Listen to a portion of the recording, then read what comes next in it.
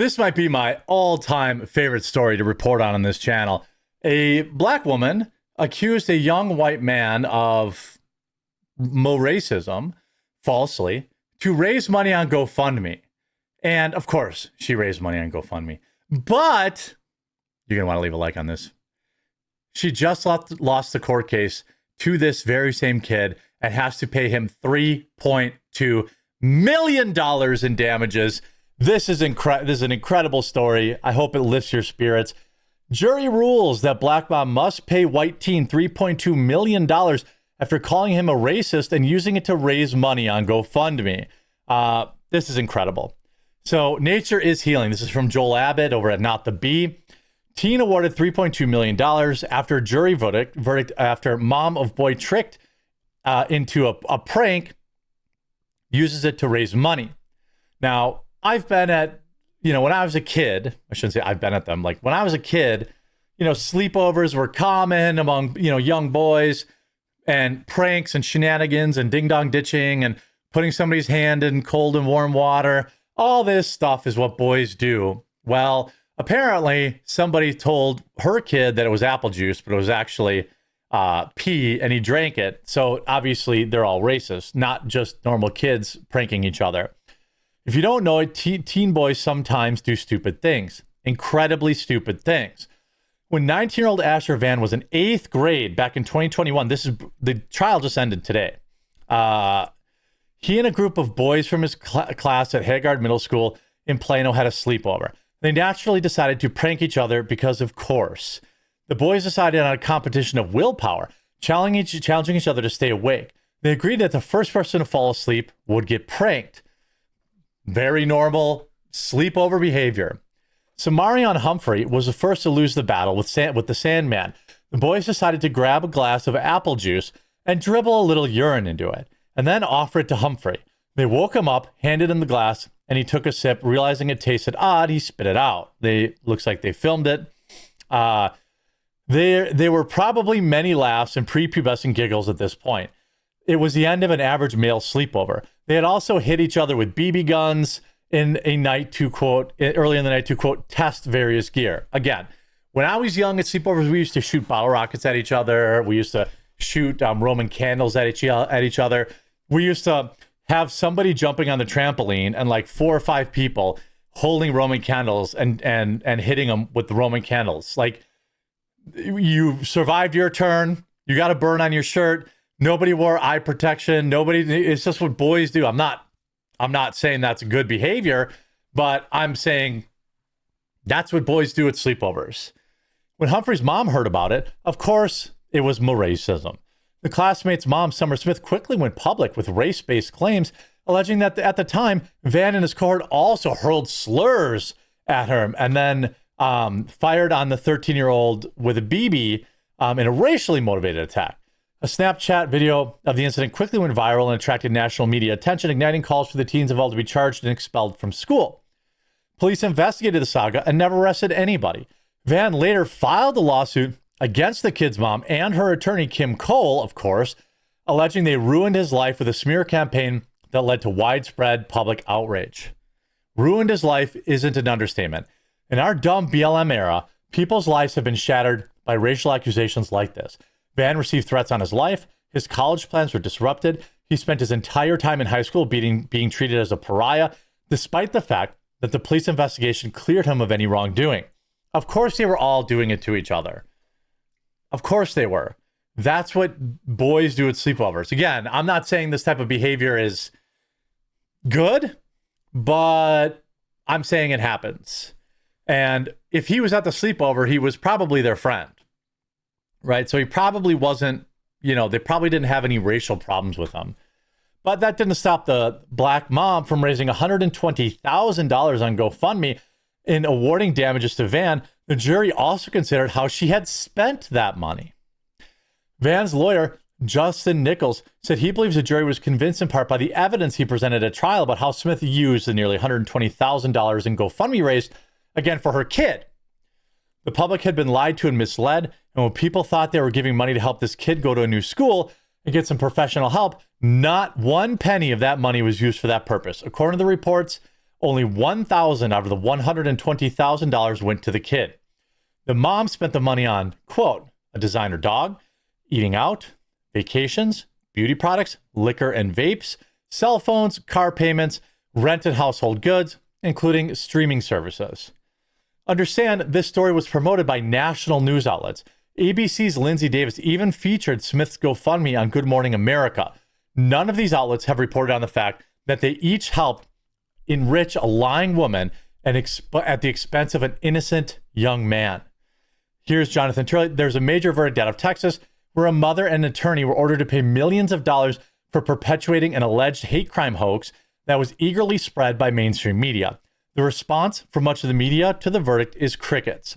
Smith has vowed to appeal the ruling. Van, meanwhile, says there's no winner in the end. I'll leave you all with Van's interview with Fox News this week. Well, let's go to this here. Let's go to see what his interview is like. A stunning vindication in a van was never formally charged, and instead he brought a civil suit against Humphrey's mother, Summer Smith. This is how you have to handle all these race baiters. Like, it's just, we can't allow this nonsense. Like, no more like enriching people, off this. It's just ridiculous. And of course, the mom's a piece of garbage who never even gave the money to her kid. Smith. Now, 5 years later, a jury has awarded Van $3.2 million in damages. Now, I'm sure this mom has no money. Ultimately, this is a moral victory because she already spent all the money that she probably ever had in her life from that GoFundMe. Finding Smith inflicted emotional distress and invaded his privacy. Asher Van, who is now in college, his father, Aaron, and their attorney, Justin Nichols, join me now. Thank you all for being with me here today. Asher, I'm sure this has been a long 5 years. How do you feel today? Vindicated, right? I feel different. I don't feel so scared and so little as I did back then. I feel like I'm getting heard from. I feel like people. Now, again, the way these lawsuits work is like this kid might get a few grand. But the most important part of this is he now can point to this lawsuit anytime somebody has any issue with him and can just say like, no, actually, none of that happened. And in fact, his mom owes me $3.2 million. People will understand me and people will listen to me and help me climb up this uphill battle. The allegations at the time were you and your buddies coordinated this in sort of a racist bullying incident, shot him with BB. Well, maybe he shouldn't have fallen asleep first then. I mean, guns, made him drink urine. What really happened? That's not what happened at all, actually. We went hunting for frogs.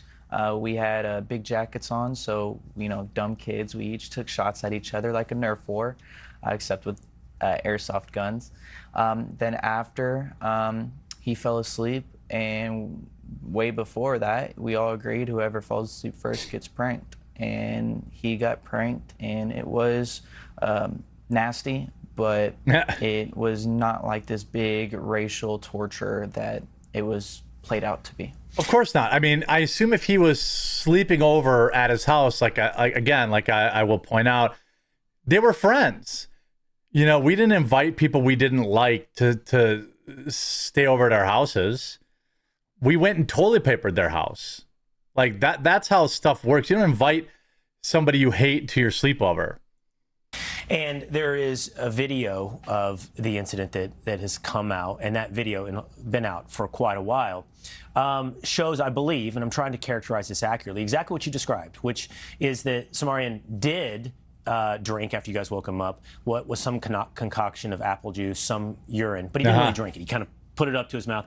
But the point is he moved on. He laughed. And in fact, for 2 weeks, he laughed. You guys kind of all just went about your business the same way you went into it. As friends? Yes, sir. As friends. All right. Isn't that funny? Like, it was always a grift for this lady. It was, and you know what? The real victim in all this is probably the kid, who's probably like, Mom, we're just friends. Like, there's nothing weird here. What are we doing here, Mom? Like, why are we saying, and oh, by the way, Mom, how come you didn't give me any of the money that you raised on that GoFundMe? Aaron, what happened after that? Then how did it change? About 2 weeks after that, I was on a business meeting. I got a call from my son, and apparently, not Asher, but one of the other friends and Samarian had gotten into an argument playing video games online, and one of them decided to go ahead and take the video that was posted, unbeknownst to Asher even existing, and send it to a friend who sent it to a friend, and then it turned into an absolute social media nightmare. So it starts spreading around the high school. Yes. At some point, it gets into the hands of Samarian's mother. Right, correct. Again, I'm not going to admit to anything, but I'm going to say, like, this is pretty tame in terms of what kids do at sleepovers. This is not tame in terms of what race grifting losers do. I mean, again, this kid, I mean, look, should they not have done that? Sure. Look, maybe instead of, number one, you use some hot sauce or something like that. But like, I mean, there is stuff that we did when I was young that I definitely regret as an adult. Like, I didn't want to go into it, but like, it happened at sleepovers. I mean, we used to take like thousands of plastic forks and sporks and like put it in people's lawns that we didn't like. Go to their Christmas tree outside, unplug one light. This is before, they would turn on. This is before they would stay on without a missing light, so that they had to find the one that was missing. Like all sorts of terrible young boy jerk things, but it was never about any of this stuff. And he should probably sue these media companies that ran this story too, and really cash in. Just like, remember the kid who everyone said was racist, but it turns out like some Native American guy was like harassing him and he was laughing at him. Even Philip DeFranco, like Nicholas Sandman, I believe his name was. Like, this is just the exact same thing. The media encouraged this lady enriched herself, and now she'll be broke forever. I hope you enjoyed this video. If you did, make sure you leave a like on it. If you have yet, please subscribe or follow down below, and we'll talk to you again real soon.